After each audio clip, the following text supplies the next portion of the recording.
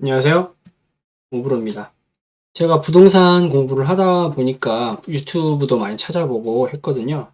그런데 저처럼 공부하는 분은 없는 것 같아서 제가 열심히 공부했던 부동산 공부에 대해서 좀 유튜브를 통해서 여러분들께 해보려고 합니다. 일단 오늘은 첫 번째 영상으로 절대 하지 말아야 되는 투자들이 있습니다. 일단은 투자하기 전에 절대 하지 말아야 되는 것들을 먼저 알아야겠죠? 그래야지 여러분들이 잘못되는 것을 피할 수 있으니까요. 그런데 아마 어디서도 이런 얘기는 많이 못 들으셨을 거예요. 뭐 하지 말라고 하면은 뭐 주식 투자를 하지 마라. 어떤 종목 같은 것들을 얘기할 텐데, 물론 저도 이 종목을 얘기하긴 하겠지만 기본적으로 본질에 접근하는 생각들을 전달을 해드리려고 해요. 첫 번째입니다. 내가 조사하지 않고 외부로부터 온 정보에 의한 투자 절대 하지 말아야 합니다. 그 이유를 제가 조금 설명을 해드릴게요. 일단은 제가 부동산을 조금 그래도 할 줄 아니까 친구들이 많이 물어보거든요. 근데 이제 잘못된 투자를 하고 나서 저한테 물어보는 경우가 꽤 있어요. 그 중에 하나가 기획부동산이에요. 뭐 임야를 샀는데 이거 팔리지도 않고 이거 어떻게 해야 되냐. 그리고 뭐 지분으로 샀는데 이거 어떻게 해야 돼? 공유 지분으로 샀는데 어떻게 해야 되냐. 뭐 이런 것들. 그리고 주식 저도 돈 좀 날려봐서 아는데 주식 같은 것도 대표적이죠. 대부분이 스스로 조사하지 않고 어떤 정보에 의해서 투자를 하게 되겠죠. 그 정보는 내가 만들어낸 정보가 아니라 누군가가 쓴 정보, 누군가가 기획한 정보에 의거해서 투자를 하게 되겠죠. 그런 것들은 저는 하지 않습니다. 왜냐하면 정보란 것은 정보의 가치가 누구도 모르는 정보일 때는 이렇게 높다가 그런 때는 그 정보에 의한 투자를 하면 되죠. 그런데 여러 사람들을 거치고 그 정보의 효력이 없어집니다. 심지어는 그 정보가 나에게 손해를 끼치는 정보가 될 수도 있어요. 투자를 하는 시점에 따라서 보자면요. 그런데 간단하게 생각해서 이렇게 생각하시면 돼요. 어느 부동산에 정말 좋은 땅이 하나가 나왔어요. 너무너무 싸요. 1억짜리인데 누가 돈이 급하다고 5천만 원에 판대요. 그러면 그 땅을 누가 제일 먼저 사려고 할까요? 돈은 다 있다고 치고 그 정보를 처음에 들었던 뭐 부동산에 내놨다 하면 공인중개사에 내놨다? 그럼 공인중개사가 먼저 사겠죠? 그런데 또 꼭 다시 생각해보면 그렇게 좋은 땅이게 싸게 파는 거면 주변에 사라고 하겠죠. 내가 아는 사람, 내가 좋아하는 사람. 그럼 결국 제3자인 나에게 그런 정보가 올 확률은 얼마나 될까요? 부동산에 만약에 내놨다고 칩시다. 그럼 부동산 공인중개사가 먼저 고민하겠죠. 살까 말까. 돈이 있으면 사겠죠?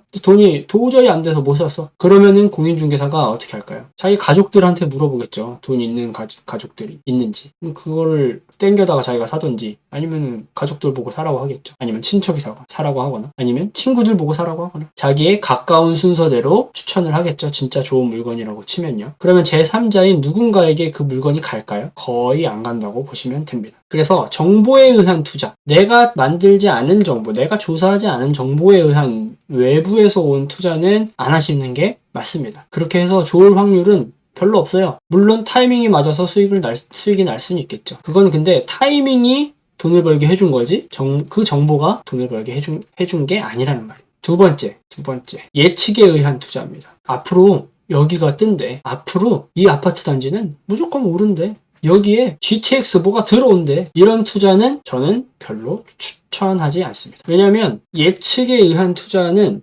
내가 컨트롤하거나 내가 돈 벌 수 있는 확률을 그렇게 높여주지 않아요. 투자는 기본적으로 확률에 대한 확률 게임입니다. 점점 성공의 비율을 높여가고 그 수익률을 높여가는 게임인 건데 예측은 성공 확률이 얼마나 될까요? 생각보다 높지 않습니다. 세 번째, 타이밍이 중요한 투자. 어느 자산이나 이렇게 그래프 업앤다운이 있죠? 가격이 올라갔다가 내려갔다가 할 텐데 밑에 사서 위에 판다라는 그런 타이밍에 의존하는 투자는 별로 좋아하지 않습니다. 물론 고려는 해야겠죠. 타이밍을 고려해서 해야 되지만 우선순위에서는 떨어집니다. 네 번째, 신축을 판매하는 경우 그런 판매하는 투자들이 좀 있는데 뭐 예를 들면 분양형 호텔, 뭐 신축 오피스텔, 신축 빌라, 신축 상가, 뭐 혁신도시 쪽에 상가들, 그리고 아파트 새로 지으면 그 아파트 상가들. 새 것들은 다 보기에는 너무 좋아 보이지만 이 가격을 너무 비싸게 책정을 합니다. 그런데 이 투자를 하시는 분들의 대부분의 공통점이 뭐냐? 이 가격이 적정 가격이 얼마인지를 모르세요. 조사도 안 하시고 그냥 그 사람들의 말만 믿고 뭐 수익률 몇 프로 보장, 월세 얼마 보장 이런 식의 그런 사탕 발림에 넘어가서 투자하시는 분들이 많습니다. 그런 투자는 좋지 않습니다. 왜냐하면 비싸게 사서 안 좋은 거예요. 싸게 사면 좋죠. 다섯 번째, 내가 컨트롤할 수 있는 요소가 적은 투자가 있고 높은 투자가 있는데 내가 컨트롤할 수 있는 요소가 적은 투자는 좋지 않습니다. 왜냐하면 투자를 하다 보면 여러 가지 대응을 해야 되는 시기가 옵니다. 지금 같은 시기일 수도 있죠. 아파트를 샀는데 가격이 갑자기 막 떨어지고 있어. 그리고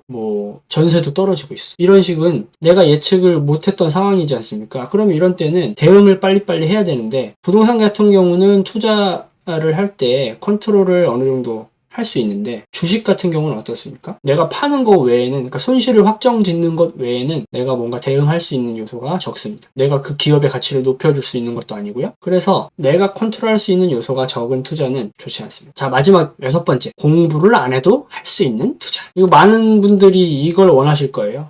공부 안 해도 할 수 있는 투자. 그냥 내가 돈을 넣으면 돈을 벌어다 주는 투자를 원할 텐데 그런 건 없습니다. 왜냐면 공부 안 해도 되는 투자면요, 누구나 들어오고요. 거기서는 차익을 발생시킬 수가 없습니다. 기본적인 거죠. 자, 그러면 6가지로 하지 말아야 되는 투자에 대해서 말씀드렸는데 반대로 여러분들이 꼭 해야 되는 투자를 말씀드려볼게요. 많지 않아요. 2가지만 말씀드릴 거거든요. 1번, 여러분이 남들보다 싸게 살 수 있는 투자를 라면 하십시오. 남들은 이 가격에 사는데 나는 이 가격에 살 수 있어. 그런 투자 여러분 하십시오. 그리고 이 1번 조건에 의해서 2번째 투자가 나오는데, 2번째는 뭐냐? 내가 직접 공부한 투자. 내가 조사한 투자를 하십시오. 그래야 1번을 할 수 있기 때문이에요. 남들보다 싸게 살 수 있기 위해선 내가 알아야 돼요. 내가 그걸 정보를 알아야 돼. 내가 공부를 해야 됩니다. 여러분, 많은 분들이 이 기본적인 이 전제 조건에서 벗어나서 투자를 하다 보니까 많은 실패들을 하는 겁니다. 여러분들 계속 투자의 기본 공부를 하심에 있어서 진리에 가까운 명제들부터 고민을 해보세요. 왜냐면 확률 싸움이기 때문에 진리에 가까운 것에서부터 공부할 점을 찾아서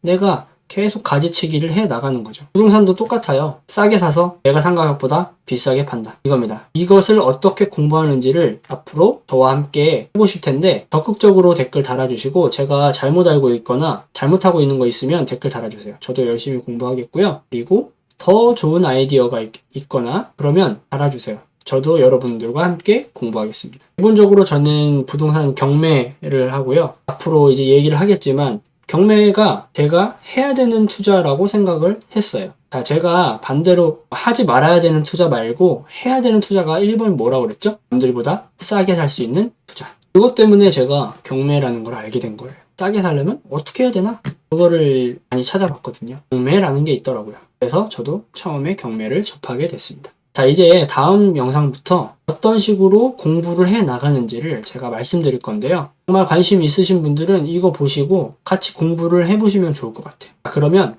다음 영상에 뵙겠습니다. 안녕.